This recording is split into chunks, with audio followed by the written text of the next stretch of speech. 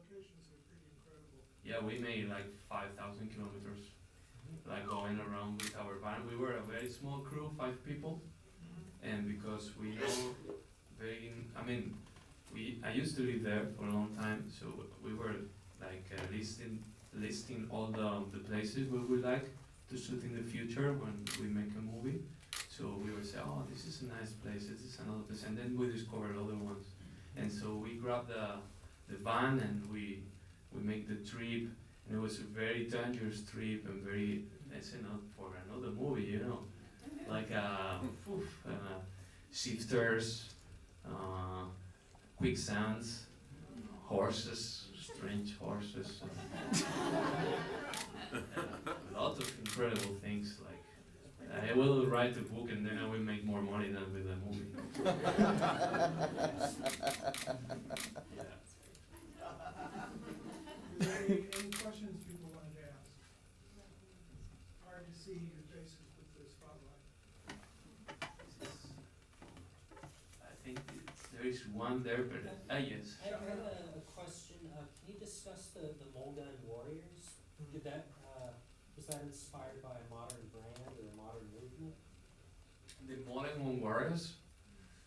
Well, no. I mean, it was not inspired by anything. Just, it's a word that came to my head. Like Mulligan, oh, sounds good. So randomly. Because, you know, I think you learn here too much how to write. And then you write a lot of everything, all details, and no, you should put this at the beginning, then blah, blah, blah, blah, and there is no space for random things. And I love random things. You know, this guy, the Santa Claus, at the beginning in the script, he was a musician. But then Santa Claus came to the casting. So I said, forget the fucking script. Let's write him a role. I mean, he's Santa Claus, and he came. So he will have to play as Santa Claus, you know. And he did it very well. He was a guerrillero he was living in the mountain for more than 15 years. Yeah, and he was very dark and very strange guy. And yeah, he never talked, and we give him the script, and oh, no problem. And shall we rehearse or something? No problem. Okay, and it was good. He was a non-professional actor. We cast a lot of people, like from at the road. You know, we were going to. This is another thing. Like, oh, you should cast. Don't worry, you go there, you travel, you find people. Hey, you wanna be in the movie? Yeah. So you put in the movie. That's nice. It's a nice way. You can do movies. You don't need to be in Hollywood, you know. Yeah. So up there. You were saying earlier about how you enjoy randomness and just kind of putting what comes into your mind in the movie. And the filmmaker David Lynch has said some very similar things, like how he doesn't like to talk about themes. And I saw some shots in there, like particularly when she was looking into the thing where the bowling balls were coming out, of looking at Santa Claus, that reminded me a lot of Eraserhead. Was that kind of a point of reference when you were making the film? Are you influenced by Lynch? Of course, Eraserhead. Awesome. It's a big inspiration. As the same as Buñuel, I think the best, well, not the best David Lynch, but David Lynch, when he was young, he has a lot of energy and a lot of, like, he was very punk. Yes.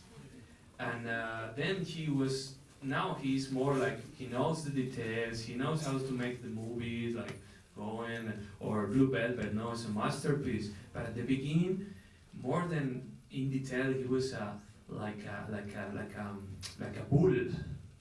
I like this. I like how he made Resayre, of course. Yeah. So, I wish he could camp, but I think he's selling coffee or something.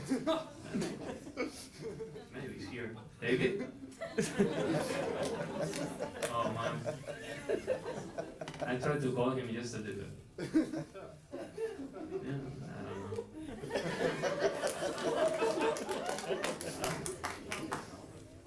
Yeah, man, but I don't know the address. Okay. I want to give you a DVD or something. Yeah. But, oh, yes. What is your connection to Ethiopia? Why did you make a movie there? And then second, where did you find your lead actor? You're incredible. Yes, that's a good one. I went to Ethiopia in 2008 and just searching for adventures. Like Don Quixote, who reads the books of Calvary and becomes completely crazy. I watch Werner Herzog movies. Werner, are you here? I watch Werner Herzog because, everybody is here. So I watch Werner Herzog and I say like, fucking shit, I should do something like Fitzcarraldo. And I didn't have a boat. So then I managed to find a job at the embassy of Spain, actually. And then I went there and met a lot of friends, and we make a lot of. So then we start to create a small crew, because I think filmmaking is about making friends. So we create a small crew, friends with people from Ethiopia, from Spain, international crew, and friends that we were having a lot of beers and very few work. And and then I met this guy, Danny Tadese, who is also the main character of my short films. And I met him at the National Theatre in Ethiopia, who is making a Garcia Lorca, the Spanish play. Somebody told me, there is a Lorca play at the National Theatre. What? Like, Ethiopia? Yeah. So I went there. So it was so funny because everybody was laughing at Lorca's play. Like, haha, this is a big comedy. Lorca, he makes dramas, but real hard dramas. And I was like, everybody was laughing, like, oh, and the main character was this guy. It was completely, it blew my head, like, so I want to meet him, and he was a friend of a friend, so we start working together, and we are going to work forever. Yeah, because we are going to make a new movie together, or 10 movies, because he's the biggest star. He's really cool and nice and very strange and very fascinating and very different. Brad Pitt is very handsome, but he's more.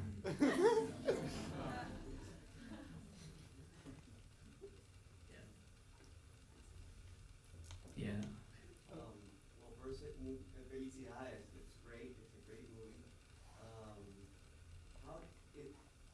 It seems like you have a lot to criticize, and through the movie, was that structure done randomly, or did you have like a pattern of criticism that you wanted to do throughout the movie? A lot of, and second of all, the storyboard or how you shot it, was it also completely random on set, or you had a design?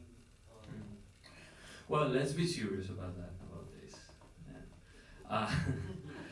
It's not so random.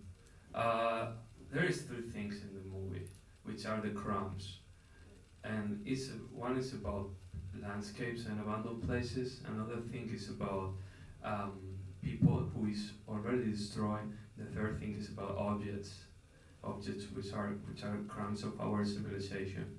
I think we are living already the apocalypse, or whatever you call it, because we are living in the ultra-capitalism, and it makes the people like to be destroyed, and everything is falling apart, really. I live in Spain, and there is a big crisis there. So when everything turned that way during the 90s in Spain, I was sitting in my living room, and suddenly, in the television, appears a guy that they start to make put in some chocolate table here, like this. And I never saw like a shop online before in the TV. I said, what the fuck is this, man? They're selling. So we started to laugh, and it was so terrible because we are not laughing anymore. We buy the fucking shit, the thing for your stomach, So it was, it happened to me the same with Michael Jordan. he was my hero. He was my inspiration. He made a good sport. But at the same time, he was a brand. He was a brand. It was a fucking brand. Like, he was selling shoes.